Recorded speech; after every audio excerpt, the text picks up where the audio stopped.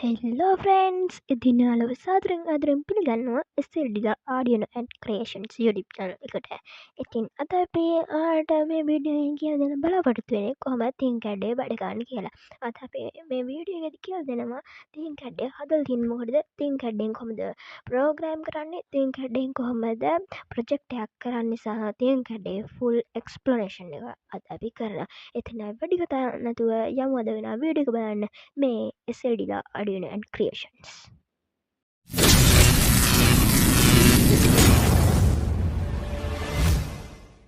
හරි ෆ්‍රෙන්ඩ්ස් ඉතින් ඔයාලා ඉස්සෙල්ලාම මොබයිල් ඩේටා ඔන් කරගන්න ඕන. මම මේ වගේ මගේ මොබයිල් ඩේටා ඔන් කරගන්නවා. ඊට පස්සේ ඔයාලා යන්න ඕන ඉන්ටර්නෙට් බ්‍රවුසර් එකට. ඉතින් මම Google ගන්නවා. Google එකට ගිහිල්ලා ඔයාලා Google එකේ සර්ච් කරගන්න ඕන Thinkpad කියලා. ඉතින් මම Thinkpad කියලා සර්ච් කරගන්න හැ. මගේ මෙන්න මෙතන Thinkpad කියලා සර්ච් කරපු එකක් තියෙනවා. මම ඉතින් ඒක ක්ලික් කරලා යනවා. ගියාට පස්සේ මේ වගේ ලින්ක් එකක් ඔයාලට එනවා. ඊට පස්සේ ඔයාලා ඒක ක්ලික් කරන්න ඕන. ක්ලික් කරාට පස්සේ මේ වගේ ලෝඩ් වෙනවා. ඔයාලා මේක ලෝඩ් වෙලා ඉවර වෙනකන් ඉන්න ඕන. හරි ෆ්‍රෙන්ඩ්ස් ඉතින් ඔයාලා හිතනවා ඇති මොකටද මේ Thinkpad එක හදලා තියෙන්නේ කියලා. ඉතින් මේ Thinkpad එක හදලා තියෙන්නේ දැන් ඔය Arduino boards මේ තව components ගන්න සමහර කට්ටියට සල්ලි නැහැ. ඒ වගේම සමහර කට්ටියට අම්මලා තාත්තලා ගන්න දෙන්නේ ඔය හරියන්නේ නැහැ එහෙම කියලා. ඉතින් ඒ වගේ අයට තමයි මේ Thinkpad එක හදලා තියෙන්නේ. ඉතින් මේ Thinkpad එකේ ඔයාලට ඕන components ගන්න පුළුවන් මෙන්න මේ වගේ Arduino board, breadboard, transistors, capacitors, resistors, LEDs, wires වගේ දේවල් ගන්න පුළුවන්. ඉතින් ඒවා අරගෙන ඔයාලා ප්‍රෝග්‍රෑම් කරලා ඔයාලට ඒ විදිහට හදලා නිර්මාණය කරගන්න පුළුවන්. ඉතින් ඔයාලා හිතනවා ඇති මේ මොකටද මේක හදලා තියෙන්නේ. ඉතින් ඒ වගේ වැඩ ගන්න තමයි මේක හදලා තියෙන්නේ. ඉතින් එහෙම කළා ඇති ප්‍රයෝජනේ මොකද කියලා ඔයාලා හිතනවා ඇති. ඉතින් ඔයාලා ප්‍රයෝජනේ වෙන්නේ සල්ලි ඉතුරු වෙනවා. එකක් දෙවෙනි එක වෙන්නේ දැන් ඔයාලා හිතන්න ඔයාලා Arduino board එක අරගෙන මොකක් හරි ප්‍රොජෙක්ට් එකක් කරනවා. ඉතින් ඒක වරදින්න පුළුවන්. ඒක වරදිනවද හරියනවද කියලා ඔයාලට හදලා තීරණය කරන්න පුළුවන්. හරි ෆ්‍රෙන්ඩ්ස් ඉතින් ඔයාලට මුලින්ම මම මේකේ එක්ස්ප්ලනේෂන් එක කරන්නම් මෙතන හෝම් තියෙනවා ඊට පස්සේ ක්ලාසස් තියෙනවා. ඔයාලට ඕන නම් මෙතනින් ක්ලාසස් වලට ජොයින් වෙලා මේක ගැන ඉගෙන ගන්න පුළුවන්. ඊට පස්සේ ඩිසයින් තියෙනවා. ඩිසයින් වලින් ඔයාලට මම මේ කරපු ප්‍රොජෙක්ට්ස් තමයි තියෙන්නේ. ඊට පස්සේ කලෙක්ෂන්ස් වලට ගිහිල්ලා ඔයාලට කලෙක්ෂන්ස් හදා ගන්න පුළුවන්. ටියුටෝරියල්ස් වලට ගිහිල්ලා ඔයාලට බලන්න පුළුවන් මේක ටියුටෝරියල්ස්. ඉතින් මම මෙතන ඩිසයින් වලට යනවා. ඩිසයින් වලට ගියාට පස්සේ මෙතන ඔයාලට පේනවා ක්‍රියේට් කියලා එකක් තියෙනවා. ඉතින් මම ක්‍රියේට් වලට යනවා. ක්‍රියේට් වලට ගියාට පස්සේ ඔයාලට මෙතන පේනවා සර්කිට්ස් කියලා එකක්. ඉතින් මම සර්කිට්ස් වලට යනවා. ඊට පස්සේ ලෝඩ් වෙනවා.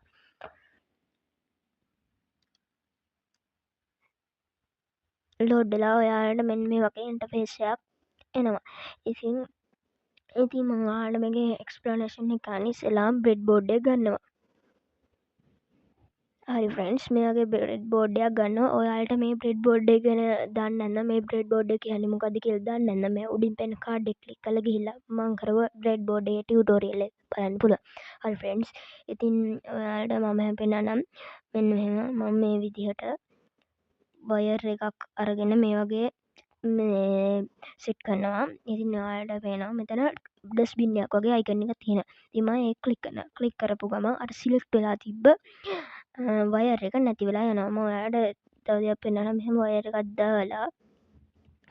දාලා මම මේ පැත්ත සිලෙක්ට් කරා.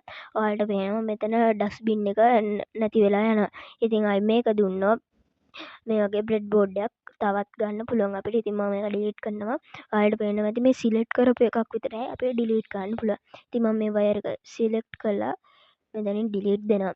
ඉතින් ඔයාලට ඕන ඔයාලට මෙහෙම වෙනවා. ඉතින් ඔයාලට මේ වයර් එක කොහාට හරි ගෙනියන්න ඕනේ. හැබැයි මේ වයර් එක ගත්තේ වැරදි තැනකින්. ඉතින් ඔයාලට ඒක කරන්න ගියාට පස්සේ මෙතන ඩස්බින් එක අයිකන් එක පෙන්වන්නේ නැහැ. ඉතින් ඔයාලට එතනදි කරන්න පුළුවන්. මෙන්න මෙතන තියෙන අන්ඩු සලකුණ. කියන්නේ මේ වම් පැත්තට තියෙන ඊතලේ ක්ලික් කරන්න. ක්ලික් කරාට පස්සේ ඒ වයර් එක නැති වෙලා යනවා. ඉතින් ඔයාලට කියලා දෙන්නම්. ඉතින් ඔයාලා මෙහෙම ධනෙන් වයර් එකක් ගත්තොත් ඔයාලට ඒක හරියට හොඳට පේන්න ඕන නම් ඔයාලට මෙතන රතු පාට වෙන්න ඕනේ. මම ඔයාලට කියලා දෙන්න රතු පාට කරන්න හැටි. ඉතින් මෙහෙම ඔයාලට පුළුවන් මෙතනට ගිහිල්ලා මෙතනින් රතු අරගෙන මෙහෙම රතු පාට එකකින් ඔහොම ගන්නත් පුළුවන් ඔයාට.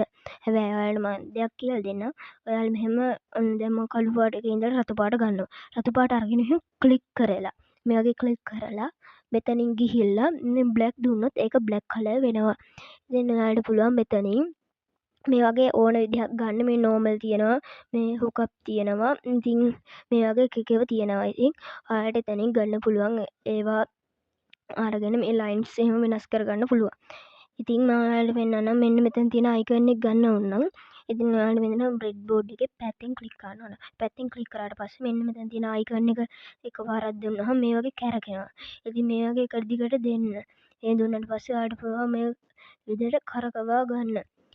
හරි ෆ්‍රෙන්ඩ්ස්. ඉතින් මෙන්න මෙතන තියෙනවා අයිකන් එකක්. අන්න ඒක තමයි කෝඩ් අයිකන් එක.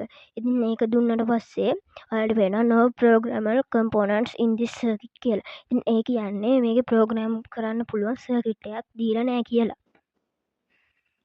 ඉතින් ඔයාලට ප්‍රෝග්‍රෑම් කරන්න පුළුවන් සර්කිට් එකක් ගන්න ඕන නම් ඉස්සෙල්ලා මේ බ්‍රෙඩ් බෝඩ් එක ඩිලීට් කරන්න. ඊට පස්සේ Arduino බෝඩ් එක ගන්න. Arduino බෝඩ් එක මෙහෙම ගන්න. ඔයාලා මේ Arduino බෝඩ් එක ගැන දන්නේ නැත්නම් ඔයාලට මේ උඩින් වන්න කාඩ් එක ක්ලික් කරලා ගිහලා මම කරපු Arduino ටියුටෝරියල් එක බලන්න පුළුවන්. හරි ෆ්‍රෙන්ඩ්ස්. ඊට පස්සේ ඔයාලා Arduino බෝඩ් එක ගත්තට පස්සේ මම ඔයාලට ඊළඟට LED එකක් ගන්න ඕන. LED එකක් මේ වගේ අරගෙන මෙන්න මෙතන තමයි රින තියෙන්නේ LED එකේ. මෙන්න මේ පින් එක තමයි රින පින් එක. රින පින්නේ වයර් එකක් අරගෙන මම මෙහෙම රවුන්ඩ් එකට සෙට් කරනවා. හරි ෆ්‍රෙන්ඩ්ස්. ඉතින් මම මෙහෙම පොසිටිව් පින් එක වයර් එකක් අරගෙන 8 වෙනි පින් එකට සෙට් කරනවා. හරි ෆ්‍රෙන්ඩ්ස්. මට මේ 8 වෙනි පින් එකෙන් ගියපු එක ධන ලයින් එකනේ. ඒක හින්දා මට ඒක රෙඩ් කරගන්න ඕන. මම මෙතනින් ගිහලා මෙතන රෙඩ් කලර් තෝරනවා. හරි ෆ්‍රෙන්ඩ්ස්. ඊට පස්සේ මෙතන කෝඩ් යන්න ඕන. කෝඩ් ගිහලා පස්සේ මෙතන තියෙන බ්ලොක්ස් වලට යන්න ඕන. බ්ලොක්ස් වලට ගිහිල්ලා මෙතන ටෙක්ස්ට් වලට යන්න ඕන. ටෙක්ස්ට් වලට ගිහිල්ලා මෙතන කන්ටිනියු ක්ලික් කරන්න ඕන. කන්ටිනියු ක්ලික් කරාට පස්සේ ඔයාලට මේ වගේ කෝඩ් එකක් බලා ගන්න පුළුවන්. මම ඔයාලට කෝඩ් ටයිප් කරන්න හැටි කියලා දීලා තියෙනවා.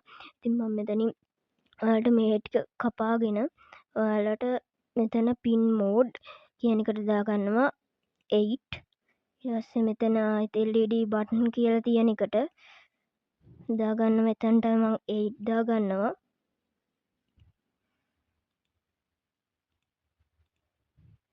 හරි ෆ්‍රෙන්ඩ්ස්. මම මෙතනට ඉතින් 8 දාගන්නවා. ඔයාලට මගේ පළවෙනි ටියුටෝරියල් එකට ගිහිල්ලා මේ බලන්න පුළුවන් කෝඩ් එකක් කොහොමද ටයිප් කරන්න කියලා. ඉතින් මම මෙතන කෝඩ් එක ගැන පොඩ්ඩක් කියලා දෙන්නම්. void setup තියෙනවා. ඊට පස්සේ වරහන් දෙයක් දාලා සංගල වරහනේ ඕපන් වෙන පැත්ත දාන්න ඕන.